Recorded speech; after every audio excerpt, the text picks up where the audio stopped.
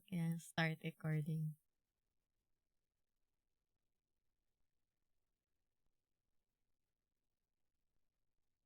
Ari na di ang group 4 class?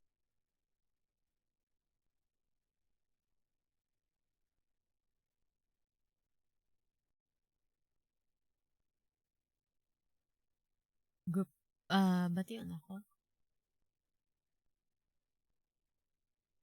Yes, ma'am. Okay, sige. Where is group 4? Please prepare na your slides.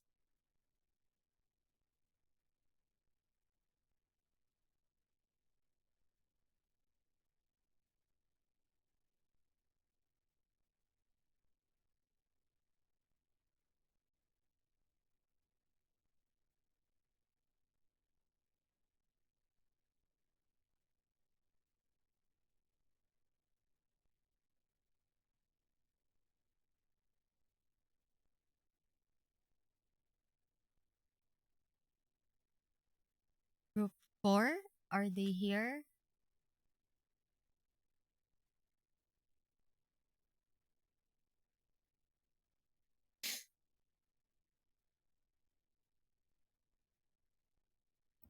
Okay, so good morning, ma'am. Good morning, classmates. Today I will be presenting case number 9. So the summary of case number 9 is that a firm referred an effective employee to the firm, the, an effective employee of the firm to psychologist O for evaluation. Firm director and psychologist agreed that these psychologists would tell the director whether the evaluation suggested the employee's job continuation and if remedial training might improve his performance. So, employees saw psychologists for several sessions involving interviews, testing, under the impression that all shared information was confidential.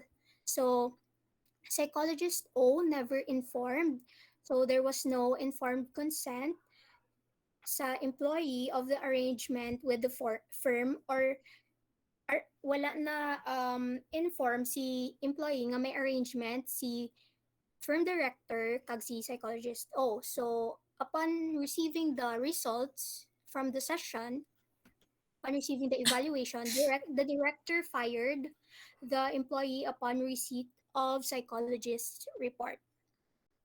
Okay, for the violations, the main violation for this case is the informed consent. So, as per informed consent under human relations, it states that when psychological services are court ordered or otherwise mandated, psychology practitioners shall inform the individual of the nature of the anticipated services. So, kailangan gid ya i-brief si ang client kung ano ang mga nature, ano ang purpose for this session, um, including whether the services are court ordered or mandated and the limits of confidentiality, if any, before proceeding. So, na-violate ang confidentiality because wala sang informed consent. Wala na brief ni psychologist O si client or ang employee nga ang results or ang evaluation i, i i-inform ang firm director of the evaluation or results ng session. So wala na brief ni psychologist O si employee amo na nga nag-press siya charges kay psychologist O. Although nag-assume na si psychologist O nga bal-an na ni employee ang nature sang interview kay abiya do wala na hindi na need mag-raise ang issue kay tungod nag-abi ni psychologist O nga gin-inform na ni firm director ang nature, gin-inform na ni firm director si employee sang nature sang evaluation. So ang issue sa confidentiality, as per disclosures under confidentiality, it states that psychology practitioners shall take reasonable steps to ensure that information to be disclosed will not be misused, misunderstood, or misinterpreted to infringe on human rights, whether intentionally or unintentionally. Psychology practitioners may disclose confidential information only when the client or legal representative gave their consent.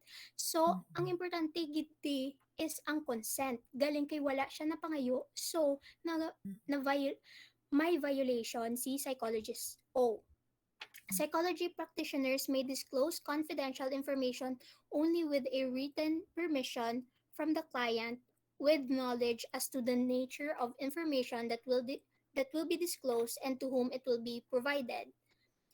So, according uh, sa research ko man, companies, organizations, or mga corporations are allowed to ask for to require an employee nga magpa mental health evaluation or magpa-evaluate sa psychologist if deemed siya nga ineffective na or ang ability to perform essential job-related functions or ga-raise na siya sang safety concern. So as Mm-mm. mentioned dun sa summary, gin-refer siya sang firm director kay psychologist o kay deemed ineffective na siya. So may right man tani nga mabalaan ang firm director sang result if naghatag sang informed consent.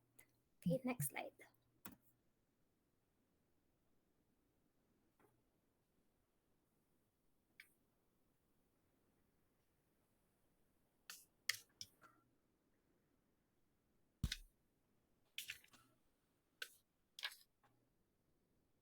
Ah, hello, miss. Are you still with us? Wait lang. Okay. Okay.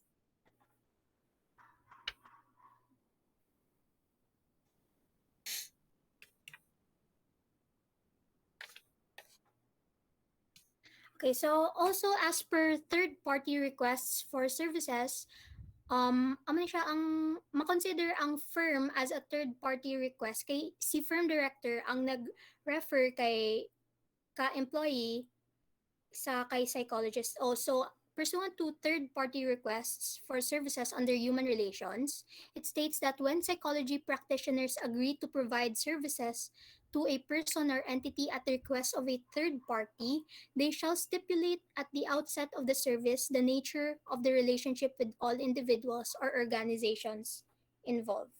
Mm. Okay.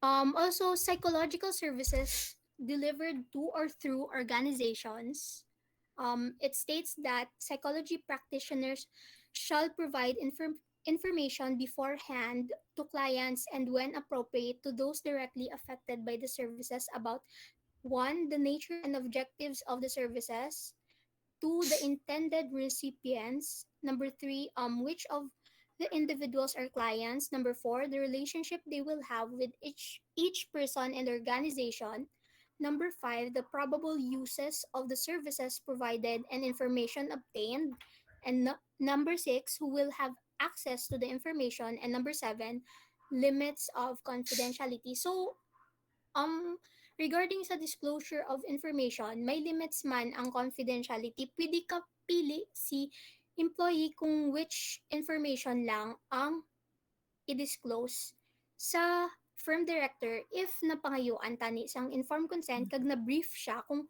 ano gid man ang purpose of this sessions and interviews. Okay. So as for recommendations, the psychologist must avoid delegating work to people who have multiple relationships with the client that would likely lead to harm or the supervisor's loss of objectivity. And next, before giving any services to a person, the psychologist must always inform the individual of the nature of the anticipated services or shall obtain appropriate permission from a legally authorized person when the client or patient is legally or psychologically incompetent to give informed consent if such substitute consent is permitted or required by law. And lastly, the psychologist has the duty to safeguard any information divulged by their clients. He or she should make sure that the client's information are safe and he should not share it with other people unless he got the consent from the client.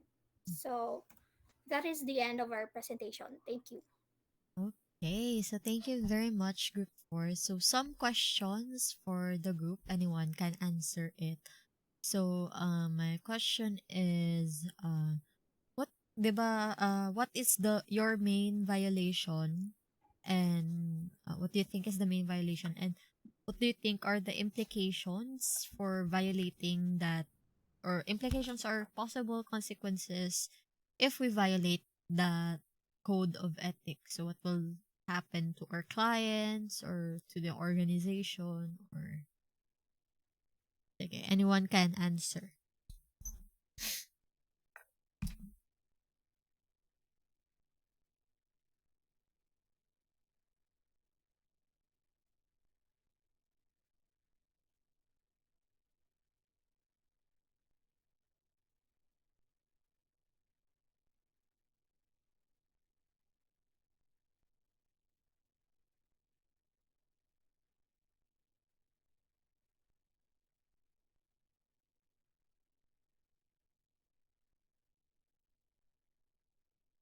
Anyone can answer, ha? Okay. Hello? Bati-on ko?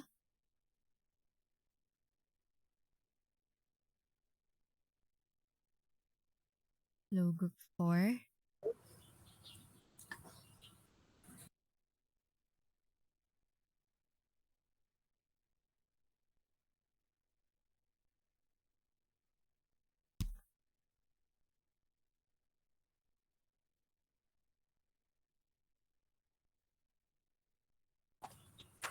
Good morning, ma'am. Good morning. For me, ma'am, ma'am,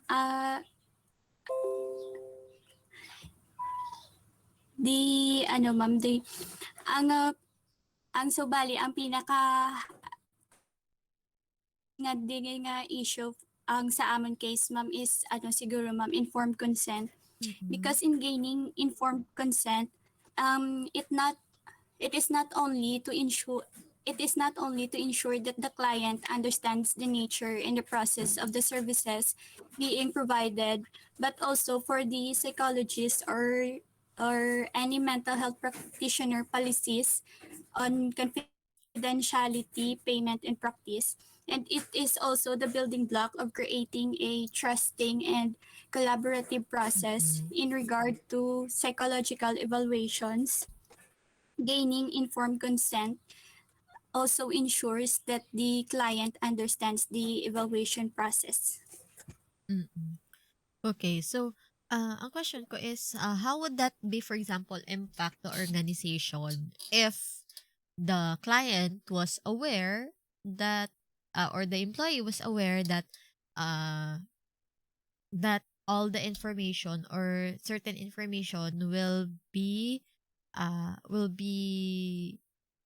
given to the organization, since the one who referred the client was the organization.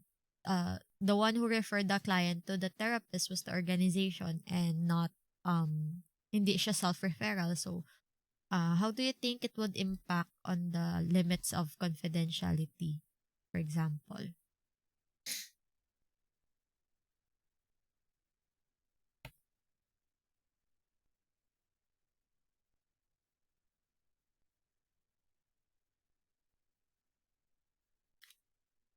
Uh, Nakuha niyo man ang question ko? Hello? Um, Siguro, ma'am, the first exception when testing is mandated by law or governmental regulations would apply to court-ordered evaluations. So because the client is ordered to participate in the evaluation and is not there on a voluntary basis, he or she is not consenting to the evaluation. However, these clients do deserve to be told about the evaluation process or Mm-hmm. the nature of the process that the psychologist should be done to her or his ma'am. Mm.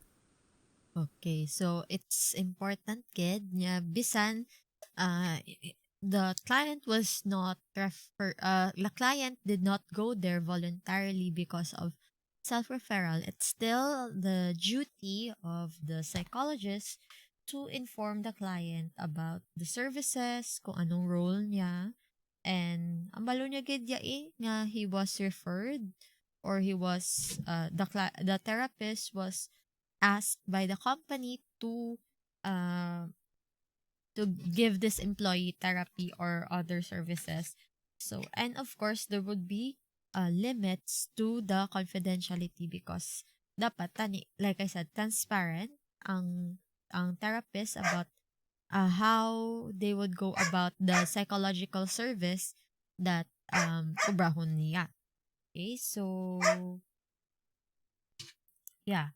So lain pagid abi ang for example sa assessment lain naman na nga issue, but for now ang issue natin is about sa therapist and client. So thank you very much for your answers and your presentation. So now let's proceed to group 9 and their case. Sorry, group 1 and their case.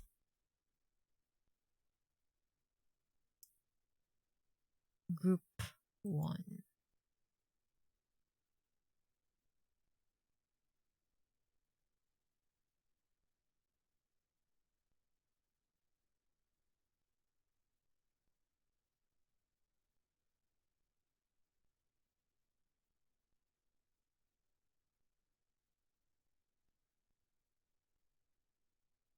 Group 1. Meron na sila. Good afternoon, good noon, everyone. So, we're the group one. I'm your reporter, Jade, and we were assigned to tackle on the ethical considerations in clinical setting of case number 6. In this case, we will be presenting a high profile case study that was aired in CBS News during the year 2002. Let us now draw our attention to the summary of this case study. So, um, we will be discussing if innocent or guilty ang psychiatrist. So in this high-profile case, a psychiatrist was involved and he was found innocent of having sexual relations with the sexual assertive side of his client who has multiple personality disorder. Despite the fact that there was DNA evidence of the therapist's semen on the client's underwear, the jury absolved or cleared the case of the therapist because the defense attorney argued that it was the client who transferred the therapist's semen to her own panties after she stole his underwear from his trash bin. Later, it was discovered by CBS's television program 48 Hours through a DNA test that they have administered that the patterning and the large amount of semen on the underwear of the client could not have resulted from such a transfer. Basically, the therapist had sexual intercourse. He did have sexual intercourse with this client, but was not found guilty. Our violations for this case is um, multiple relations under the third section of the Code of Ethics. The first violation is multiple relationship, and it is defined as when a psychology practitioner is in a professional role with a person and at the same time is in another role with the same person. Our explanation goes as the counter argument of the accused was proven to be false. As we further researched on the case, we found out that 2 years after his license was suspended, we can therefore assume that he did have sexual relations with his client. The psychiatrist had engaged in multiple relationships with his client, which is a violation of the Code of Ethics under human relations. Mm-mm. He had crossed the line between his professional obligations and proceeded to have a personal relationship with his client, and that is the sexual relationship. Sexual contact of any kind between a therapist and a client is considered unethical, exploitative, harmful, and illegal. Next slide.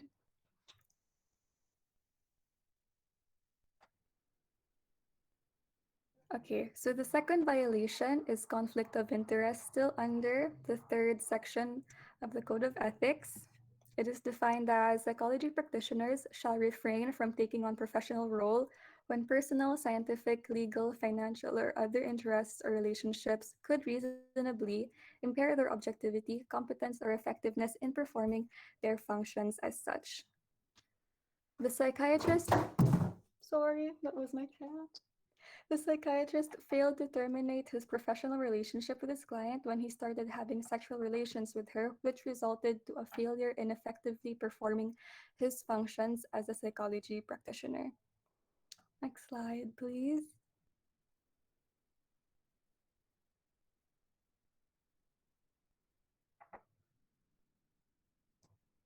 Okay, so for the third violation is exploitative relationships. It is defined as when psychology practitioners shall not exploit persons over whom they have supervisory, evaluative, or other authority, such as clients or patients, students, supervisees, research participants, and employees. The client who was under his supervision and evaluation he took advantage of the vulnerability and the condition of his client who has multiple personality disorder. Thereby, the therapist violated the ethical code of exploitative relationships. The DNA results showed evidence that debunked the jury's decision. The therapist was found guilty of having sexual relationship with his client and later on had his license suspended. This shows exploitation of client through the client's seductive behavior and should not be considered as an excuse to form sexual relationships. Next slide. We will be moving on to our recommendations. So with the given violations we have presented, we have come up with 6 feasible recommendations to solve this case and to prevent a violation of the ethical codes. So the first would be appeal complaints on board and commission. The complaints against a therapist should be lodged with the board and commission to further investigate the case. The therapist must cooperate with the ethics investigation and proceedings administered by the board and or the psychological associations to which he belongs. Second would be the revocation of his license. If the therapist is proven guilty of ethical violations to his client, the therapist's license should be revoked so he can no longer work as a therapist and further victimize other clients. The third is to reflect on professional ethics and principles. So, to avoid ethical breaches involving sexual attractions and relations, the therapist should have reflected on his professional ethics and principles, consulted his coworkers and supervisors, and self monitored any emotions of neediness or vulnerability, or sought counseling to help the therapist overcome his personal issues. Next slide. Our fourth recommendation is appropriate termination and referrals. The therapist should have terminated his professional relationship with his client to avoid sexual relationship with the client and still uphold his duties as a psychiatrist. The psychiatrist should have provided pre-termination counseling and made reasonable efforts to arrange orderly and appropriate referrals. As a solution to the existing problem in this case, the therapist must terminate the professional relationship with the client to discontinue their sexual relation and appropriately refer his client to other therapists in order to not further traumatize the client. Fifth would be the develop awareness and training programs. The most effective form of prevention is awareness. As a recommendation, the supervisors of the clinic or workplace should have conducted annual training sessions for psychology practitioners. These sessions should have educated the psychology professionals and raised awareness about sexual harassment and exploitation during therapy sessions. Explain that clients have psychological concerns, reviewed ethical procedures and principles, and encouraged them to use it by heart. In this way, the therapist should have guided and reminded of the right things to do during their work. Last recommendation is to monitor the workplace. Supervisors of psychological facilities should have monitored and checked the psychology practitioners periodically.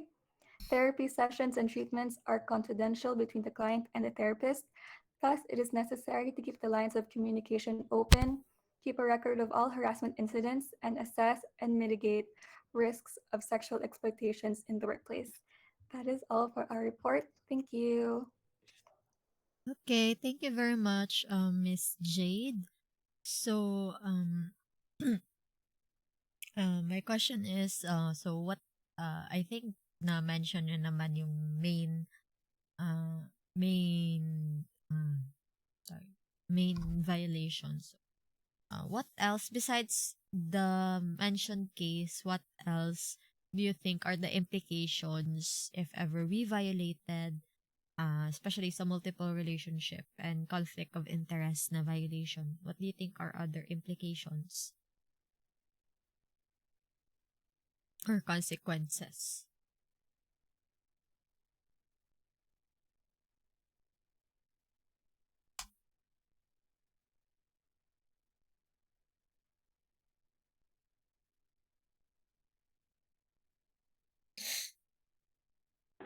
Pardon, some question, ma'am. Uh, Besides the one you mentioned na mga possible, uh, besides the case nga implications or consequences if we violate multiple relationships and conflict of interest, what else do you think are other implications or consequences if we violate Section E and Section F of the Code of Ethics? Good morning, ma'am. So the consequences of this case is the possibility that um, the therapist will be suspended or his license will be revoked Mm, if he will be proven guilty. And after so many years of studying to be able to get his license as a psychologist, it will all be gone because of his irresponsibility and neglectfulness of the code of ethics. And also, it will not only destroy his image as a therapist, but also the image of other innocent psychology practitioners. It mm-mm, would likely result to uh, overgeneralization, wherein people will no longer trust these mental health professionals. If that's the case, it would be very detrimental on the mental health of people in our society mm-mm, because they will hesitate to seek consultation or treatment from the therapist, which if that happens, it can worsen the condition of people who suffer from mental health disorders. mm-mm, And of course, ang pinaka maapektuhan gid sang violation is among client. mm-mm, Sexual exploitation to client could lead to psychological and physical harm. It would negatively affect their way of living, also their self-esteem, and also the progress of their condition, ma'am. mm-mm, I would like to add, ma'am, nga because of the case nga daan, it mm-mm, would also result in the questioning of the competence of the therapist, ma'am, because sang natabo, mm-mm, ang the it nga daan, it was way beyond their job and the professional training. So, kumbaga, di ko na ma-explain. So, kumbaga, ma'am, ang gina-question na ang level of ilang care, mm-mm, skill, and training nga gina-provide para sa public or gina-provide para sa ilang nga clients. Not only sa clients nila, pero also but maybe sa ilang nga gina-supervisan or ilang sa mga trainees and mentees. mm-mm. Okay. Sige. So, any more who would like to add from your group? Ako ma'am, may i-add ko. Sige. Sa kanya case, this is highly covered by the media ang mga Mm-mm. ini nga case. So, violation sang code of ethics sa part ni therapist, nag-create siya into a snowball of problems. So, in a way nga dire do na violate ang privacy ni client because nga gina-cover gani isang media ang everything about the case. Mm-mm. So we can't really control what the media says and what people who have access sa media nga nagasunod man sa case nila Mm-mm. so they might stalk the client kung sino na siya, kung ano ginan ba lang iya nga disorder. So in a way, ang violation ni therapist sang code of ethics is nag-cause pa siya sang more harm or maybe Oo. maka-cause pagod siya sang more harm sa mental health ni client. So, Mm-mm. ang na ako niya, makita ang consequence kung i-violate ang code of ethics, especially sa amo na case. That's all, ma'am. Okay, sige. So, thank you very much, Group 1. So, tama, gid, no, ang mga gina-mention ninyo. But, just to add lang, so, like I said yesterday, the therapist or kita as psychologist, we always have the moral high ground compare sa aton nga sa aton nga mga clients because we are the ones nga providing the service. So, 'di ba, what if may nag-mention nga na isang previous class nga, "Ma'am, what if ma'am kung gin-seduce ka be or something like that?" So, ang question ko, 'di ba, is that since we are the therapist and we are the ones providing the service, so ang question ko si mo is pagbalik yung balik kong question sa iya nga, "Okay, will you consent to that kung balaan mo nga gina-seduce ka?" So, syempre, 'di ba, as a therapist and as a mental health professional, we have also the right to hindi man discipline, but we have the right to tell our clients kung na they are also um going beyond our professional boundaries man eh. So, amo na nga as a therapist man tani to prevent this tani gin ano yun naman gin terminate yan na nga daan ang session ang ilang professional relationship and at the same time tani ginambala niya gid ya ang iyang client if ever gid man nga ginasidu siya sa base if ever gid man ginasidu siya kay may ara 'di ba na-mention man nga sexually um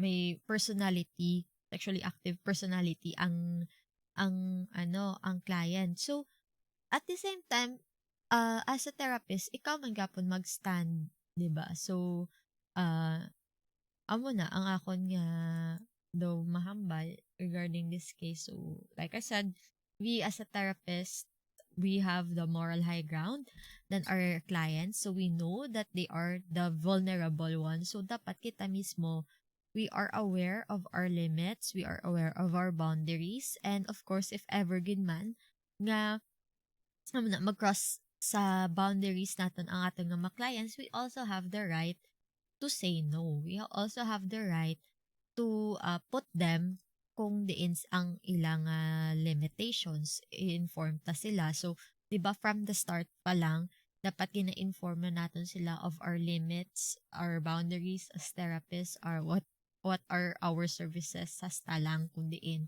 So, ano na. So, thank you very much, Group 1, for your presentation. So, next, second to the last group is Group 2.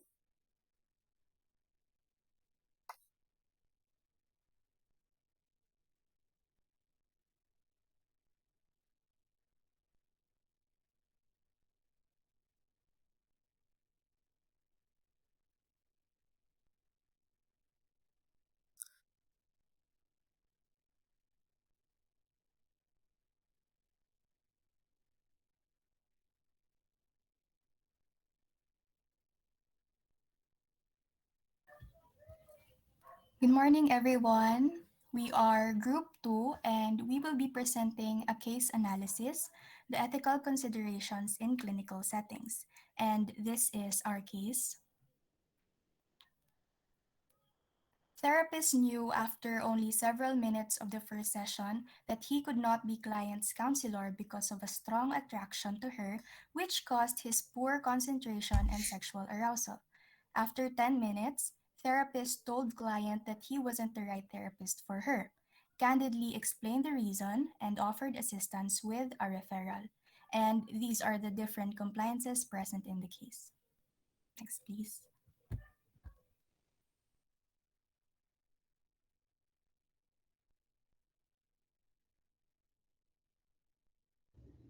Next slide, please.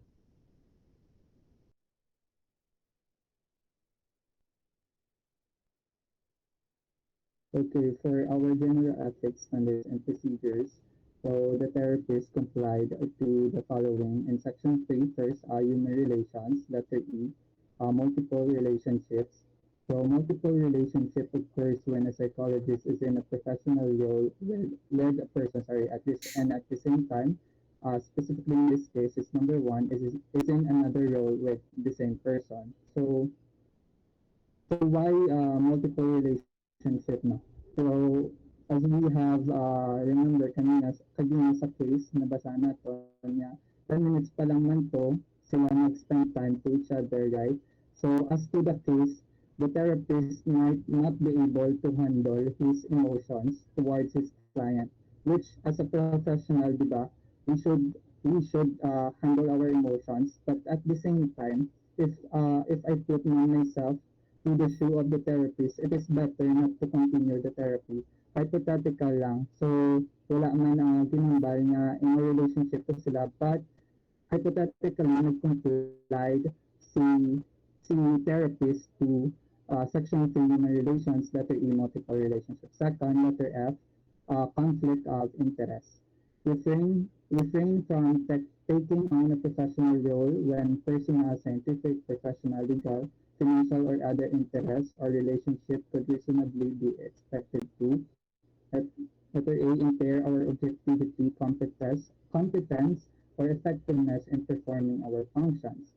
And letter B, expose the person with whom our professional relationship exists to harm or to exploitation. So number one, or letter A, so makita ba nato na how, hindi, balikan na please. So makita natin sa conflict of interest, mabasa natin sa case kanina nga isang pagtulok lang sa or pag atubang lang sa therapist sa client na ganyan siya dayon na may siya sa grabbing emotional attachment kumbaga sa iyang client. So it causes him to have this poor concentration, and what's worse is may ara siya na feel na there is a sexual arousal. Next, please. And section 8, the therapy, what are the relationships? So we do not enter into a client-clinician relationship other than for professional purposes. Number 3, we maintain a professional relationship with our clients, avoiding emotional involvement that would be detrimental for the client's well-being. So we refer back to 3 multiple relationships in human relations now. So number 5, we do not engage in sexual intimacies with our current therapy clients, their relatives, or their significant others. And lastly, we have H, referrals. Considering referrals, we carefully assess the appropriateness of the referral, benefits of the referral to the client, and the adequacy of client's consent for referral. As we can read kanina sa case, di ba, terminate niya dayon ang therapy, and then refer na to somebody, which let's assume na the referral will benefit the both of them, the therapist and the client. Next, please. Another one is from section 8, termination. Specifically, we terminate therapy when we are quite sure that our client no longer needs the therapy, is not likely to benefit from therapy, or would be harmed by continued therapy.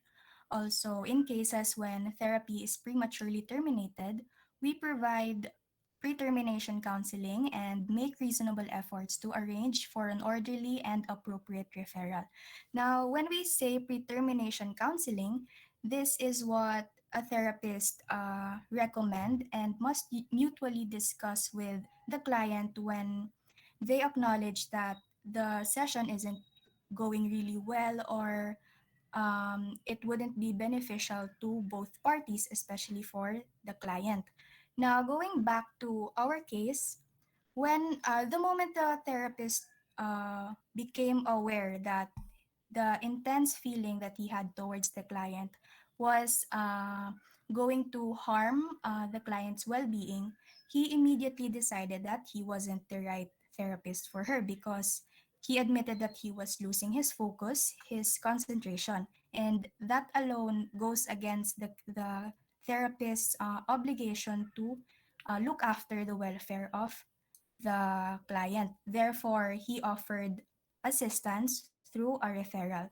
Mhm. And to offer a smooth referral or a smooth transition as possible, in pre-termination counseling, this is the time and the opportunity for the current therapist to review the progress that the client has made throughout their session and all of the important information before the referring the client to a new therapist. Next slide, please. So we have now the recommendations. So first, the therapist should be able to terminate the therapy if it's not going to be beneficial to the client. So the therapist in this case is quite sure na hindi din makabenepisyo si client. It's because of this uh,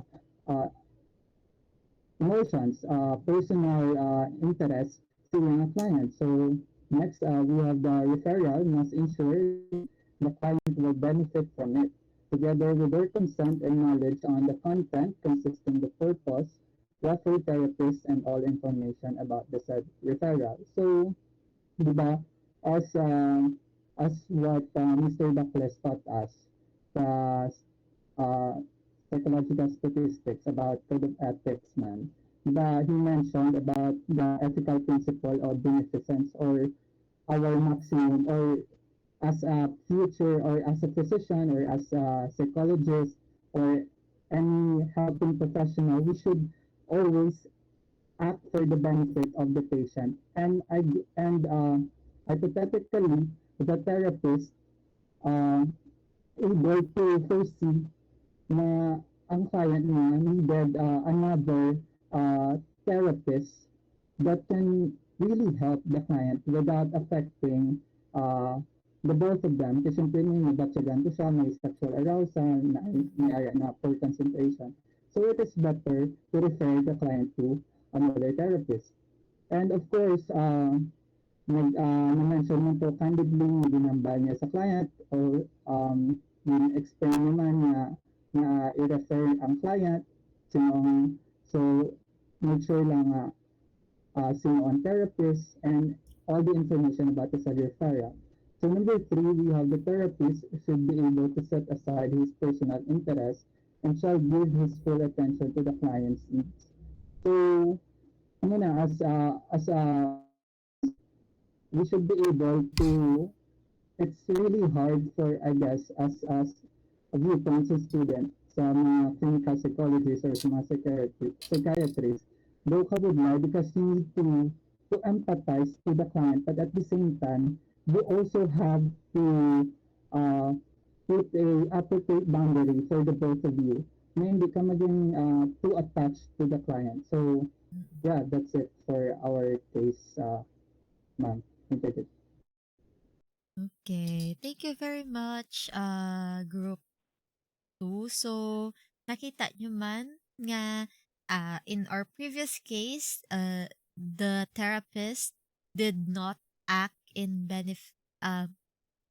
benefit of the client, but in this case, in group two's case naman, it's the total opposite. So the therapist gave, kumbaga, he did his job as a therapist, and he immediately terminated the therapy once he knew that he was not the right one for the client. So uh same question man sa previous group. So what do you think are uh possible implications, or can you also think of other situations in which nga or ari na lang. Ari na lang ang question ko na sa inyo. Never mind. So, what if ex mo be nangayo sang services mo as a psychologist, what will you do? In relation man, syempre, related, ganun siya sa case niyo man. What if be ex nyo or someone who hurt you in the past? I guess it's against the Section 3 human relations, multiple relationship man Japan. Mm-mm. But more specifically, um, number two, is in a relationship with the person closely associated with or related to the person with whom the psychologist has the professional relationship. Siyempre, naging ex mo yun, you have history or kumbaga may past ka sa iya. Siguro one of the violation here is really the multiple relationship. But I can also say na if you're professional enough, if you have this moral high ground, then as a therapist, then it can be possibly uh, on therapy. But Mm-mm. of course, we must also take into account man ang nabatsagan sa client provides input since may ara ka mapas. That's it, ma'am. Okay, how about other groups? Other group member, do you have any input? So, what if BX? Diba? It's reality. It happens, man. So, well, I'm not making this up. So, what if BX nyo, nangayo siya be consultation sa inyo? Like, okay, can you give me psychological services? One of your psychological services?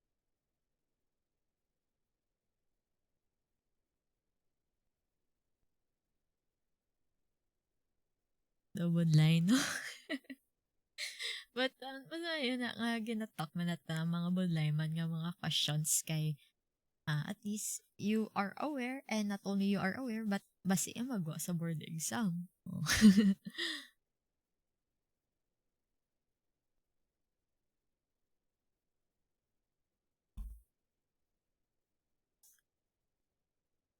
What if ex nyo or someone who hurt you in the past? May ara na nga wala gani na-hurt kam pero wala man naging kamo. Sorry. So what if? Sige, This miss. is related to the answer of my group mate. Of course, it goes against the multiple relationships. Of Mm-mm. course, as a professional, you wouldn't involve yourself with a person nga nagka-relationship ka. And also, he is an ex for a reason. So, siguro I will advise that person to look for another therapist because I cannot parang hindi ko ma-imagine nga mag-work ako sa with someone that I know or I knew. Mm-mm. That's Okay. it, ma'am. Sige.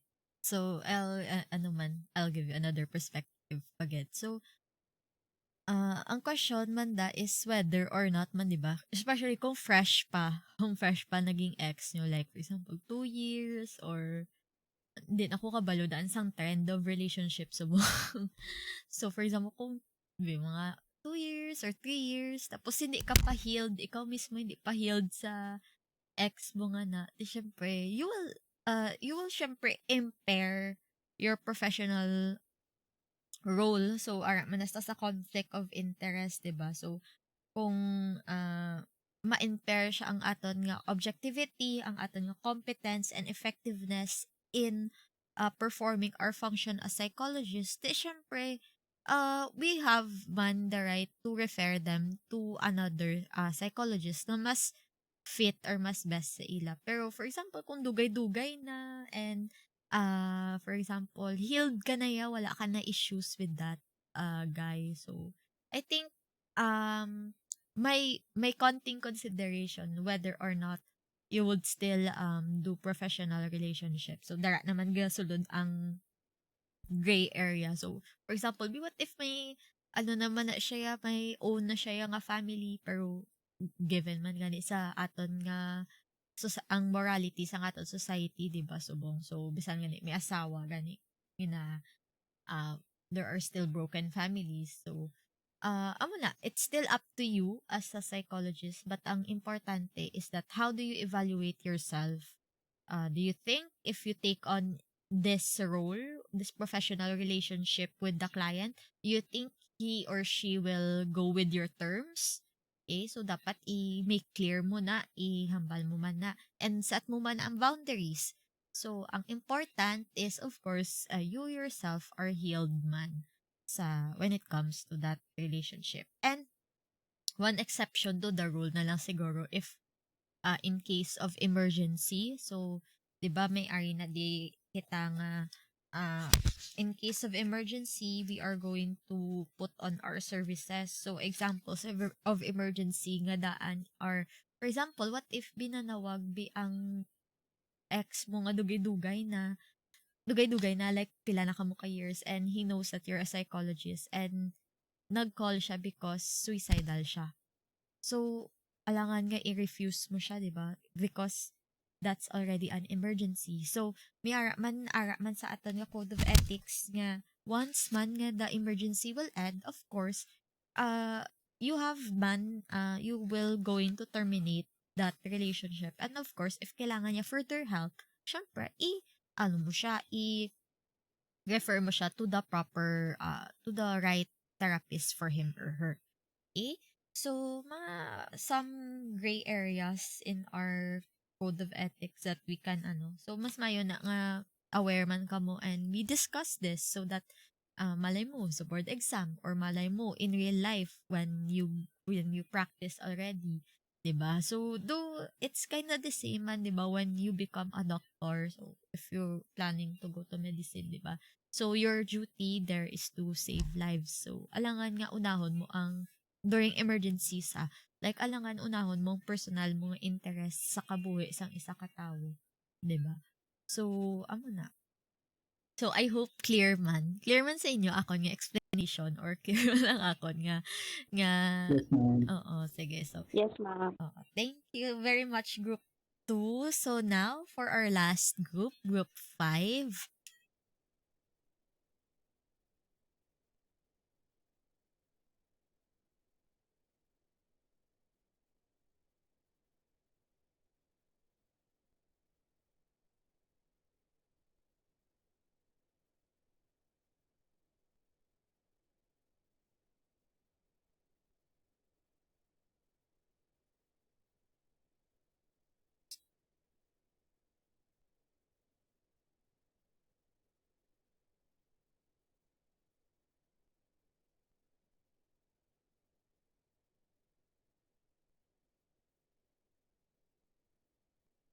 Ay ang Group 5.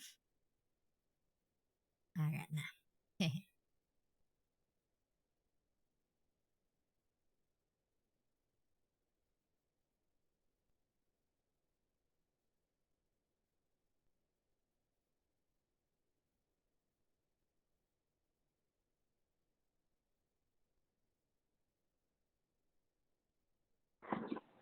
So, good noon, everyone. Today, I will present the Group 5's ethics case study here in abnormal psychology.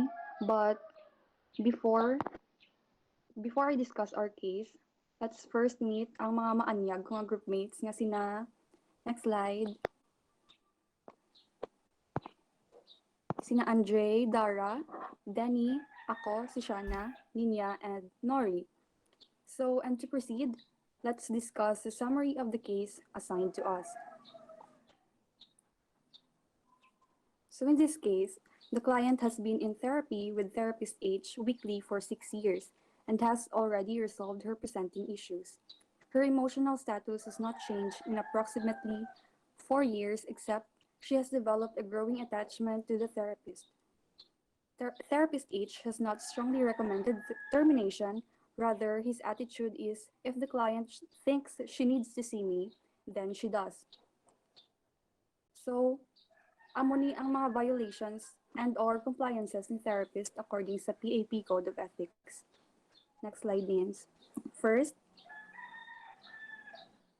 violated the um, termination because the therapist did not terminate the therapy even though the client no longer needs the therapy and is not benefiting from the continued therapy. According sa my code of ethics, na-violate ini ni therapist because even though resolved na ang issues ni client, nagsigi man siya Japan therapy, which may harm the client and basi madepend na lang si client kay therapist Mm-mm. H in resolving his or her issues.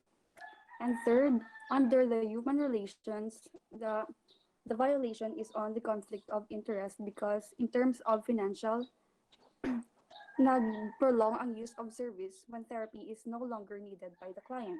Mm-mm. So sa diri, daw gina-exploit ni therapist H ang vulnerability and attachment ni client para makakuha sang money through therapy, or this can also apply to emotional fulfillment ni therapist. Like maybe ma-feel nga needed siya ni client, so gina-continue ang therapy na supposed to be for termination na tani ang service kay okay na si client. Next.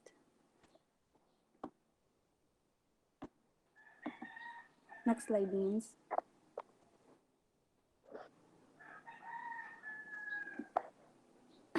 Next is the therapist may have aided the client's reliance by continuing the service or therapy.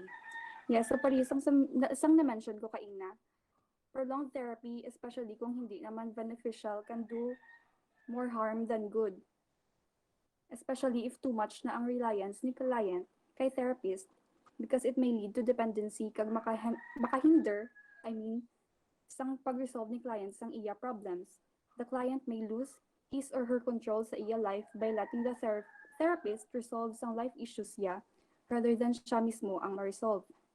And the last, the client seems not improving her emotional status during the therapy, but the therapist ang balikan I means the client seems not improving her emotional status during the therapy, but the therapist still withholds the client, depriving her of the services she needs. In this case, the objective of the therapist is to help the client live a normal life and to bring her back to the society as a functional person. So na-violate ini ni therapist by withholding his or her client for a long time that led to a stagnation sa progress ni client. Mm-mm. So recommendations naman for this case, before giving or starting a therapy or session, the therapist should discuss briefly and efficiently the services on the client, and the growing attachment from them is only normal and temporary, and it should be inculcated to the client. Mm-mm. Therapist should orient the client of the services he or she will offer and set conditions and boundaries of what is healthy attachment between a therapist and the client and what is not. Second, consider termination of therapy when the client no longer needs therapy or service. Again, in PAP Code of Ethics, it is important to terminate therapy when the client does not need it anymore, and continued therapy may harm the client. And third, the therapist shall obtain the competence required by undergoing relevant research, training, and consultation. Therapist H should re-evaluate his competence by training, research, and consulting other colleagues for referrals and such. And therapist should stick to the objectives of his or her profession and not by his or her own personal interests. Last, make a referral to other therapists or specialists when a client is not benefiting from his or her service. Again, if therapist H does not recommend termination, he or she may refer the client to other therapists to ensure the client's progress. If he or she needs further therapy, for the therapist man to also ensure some competence and objectivity when providing service to the client. That's all, ma'am. Thank you. Okay. Okay, sige. So, thank you very much, group number 5. So for my question, okay, so what do you think are the possible implications pag related na sa case ninyo? What are the possible implications if we did not terminate the therapy session? What do you think?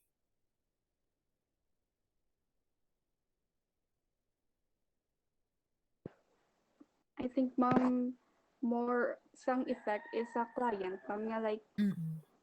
ang attachment sang client, basi ma-depend na lang sa iya, sa therapist, sa pag-resolve sang issue, kag ma-lose siya sang control sang iya nga life by letting the therapist, ma'am, resolve the client's issues kesa sa siya mismo ang ma-resolve, Mm-mm. ma'am.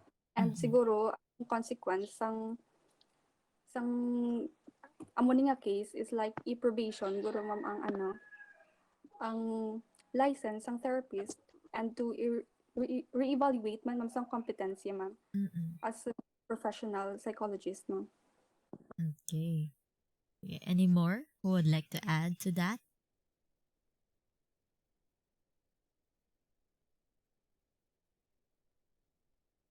from your group members?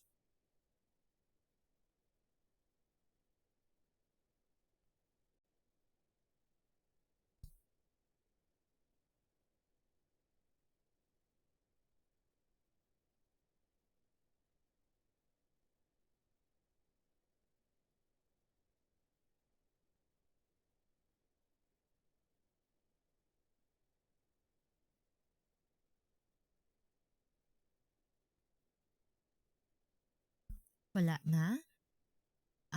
Okay. Sige. So, is anyone from the class who have clarifications or questions regarding our topic na ethics? Yeah. Okay, sige, Miss Oro. Hello, ma'am. May question lang ko tani, ma'am. Okay. What if di ma'am ma-revoke ang license ng mental health practitioner because ma'am nag-violate siya sang law? May chance pa na ma'am nga magbalik yung license in the future, ma'am? Uh, depende man sa severity sang ano yung igin-obraya. So, I think may ara man ethics committee na, like for example, in our case, we not only have sa PAP nga ethics committee, but also we have sa PRC nga ethics committee. So, usually, about sa license, ang PRC na nga ethics committee ang in charge. So, depende man sa severity. If, for example, na-suspend, syempre, he or she can still practice his or her profession. Well, for example, kung na-revoke na gid, I think i-search ko lang. But I think ang iba hindi na siguro makuha kay syempre revoke na gani. Pero may iba may appeal pa na ata mo. So, uh, amo na nang mahambal ko or ma-answer ko. Did I answer your question?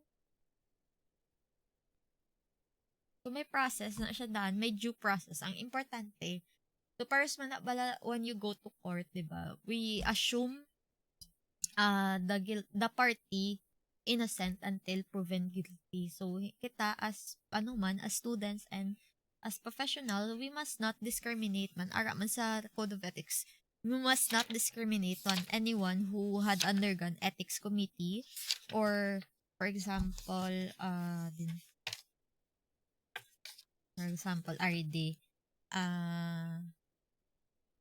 diba, unfair discrimination against complainants and respondents. So we do not discriminate against complainants and respondents of ethical complaints by denying them of employment, advancement, admissions to academic, tenure, or promotion. So this does not rule out taking appropriate actions based on outcomes of proceedings. So we have a due process. So, that's also one of the roles natin man as psychologists, that we must also remember that everything has a due process, and we cannot just simply judge a person based on their violations. We cannot discriminate man them based on their violations until there is a proper body nga mag-charge sang mga sanctions. So uh, I hope that amo na ang class naton made you realize man nga ala ka wide man gali sang world naton.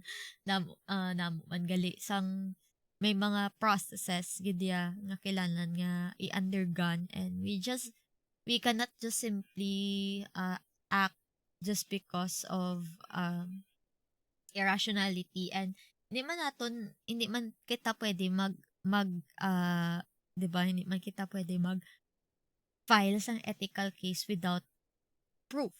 Okay, so ano na? So any other questions or concern? Ma'am, I have a question, ma'am. Okay. So regarding bala sa topic sang last group, ma'am. Oo. Gusto ko tani mabalaan if there is a specific time frame na when bala it terminate. I mean, yeah, we know man nga dapat 'di ba mag-well once nga mag-ayo ang client, okay na ang service sang therapist. But 'di ba sa last nga case, ma'am, 6 years ang ginabot sang ilang asang service ang therapist sa client. What if abi ma'am possible gid man ma'am nga for example more than 2 years pero wala pa siya nag-ayo, what's best bala ma'am i-refer siya sang therapist to other therapists like that kay do ka long man pang Okay. 6 years. Sige. So, later on, daan sa inyong counseling and psychotherapy nga class, you will learn there nga different types of therapies have different time frames. So, and I have mentioned man yesterday, di ba, na for example, at the start pa lang, may ara ginaiya we try to monitor the progress of our clients through assessment. So may pre-assessment ginaiya na makita natin ang baseline kung diin subong si klienta. And I think every session may notes ka ginaiya dapat kung anong ginobra mo nga counseling techniques plus kung ano ang imo nga anong progress sang client after sang ginhatagan mo siya sang assignment and all. So, for example, if once a week so once a week kamo gakita ay, so you monitor the progress man and I think at the end siguro at ara man sa start sang therapy nyo, 'di ba? Nakabutang man kung how long before siya i-evaluate liwat. So, once nag-ara na kita sa time nga i-evaluate na siya, for evaluation na siya, and nakita gid man nga wala pa progress and all, so hamalan mo gid man ang client mo, so would you still continue to be under my services? Pero syempre you also discuss man kung ano naman ang ubrahon nyo nga differently para mag-progress siya, or papilion mo siya. So kumbaga, like I said, sa abnormal psychology, we are not really looking into the treatment portion. Kumbaga, hindi kita mag-focus gid sa treatment because there is a separate subject for that. And that is ang counseling and psychotherapy nyo nga subject. So, focus gid kita sa mga therapy, sa mga techniques, how long does one therapy for example, psychoanalytic therapy can take years before ma-resolve ang imo nga problem. Pero ang importante is that 'di ba sa pag pre-assessment mo na nabutang nyo ang presenting issues sang client ninyo. So once nga na-resolve na ang presenting issues and based sa evaluation mo functioning ang client, then I think that's the time man nga ma-terminate ang therapy session. Okay? Okay, ma'am. Thank you, Oo. Ged. And in relation to that, dara kita masulod as psychometricians, 'di ba? Ang assessment portion. Kay dara aton specialization. How do we assess a person if may signs siya or symptoms of a certain mental disorder? So that's our topic next week. Segue, promote. So amo na. Any more concerns, questions?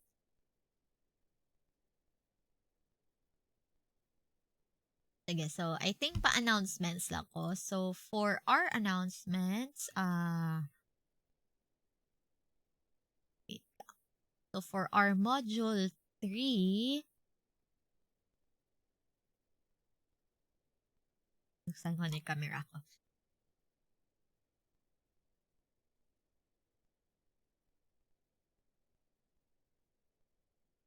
Okay, so for our for this week,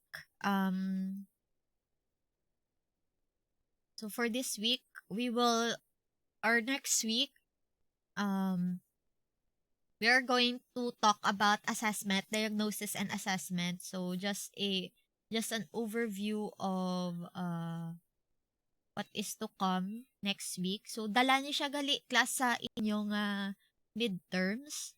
So ang midterms ta will be the week after next week. So ginsunod ko ang class calendar. So please see lang the study guide. I think I edited it already.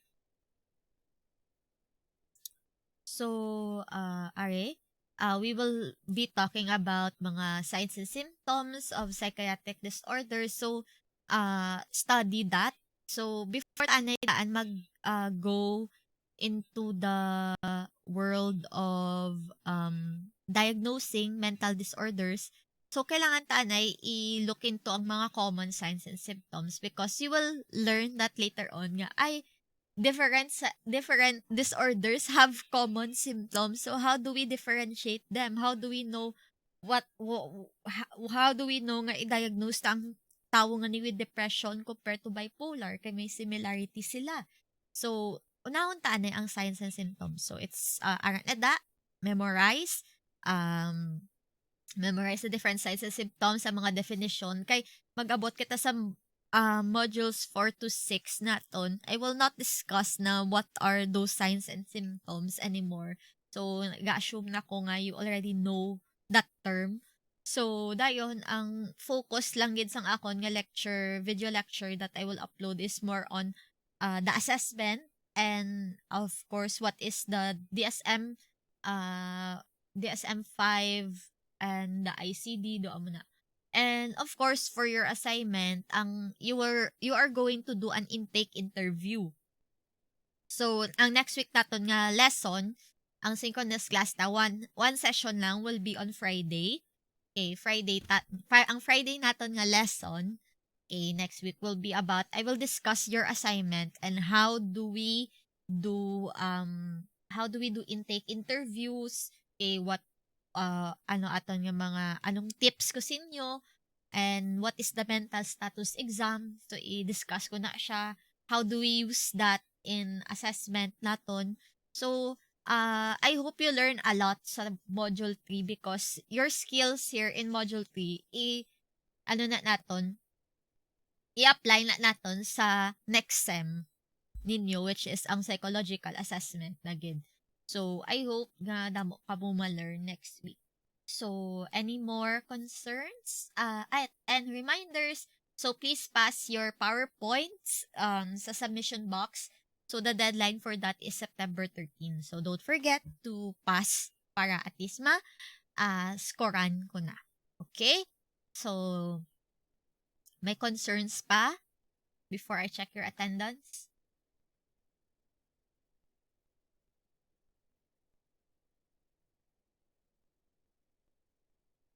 Wala naman. Sige, so I will end record.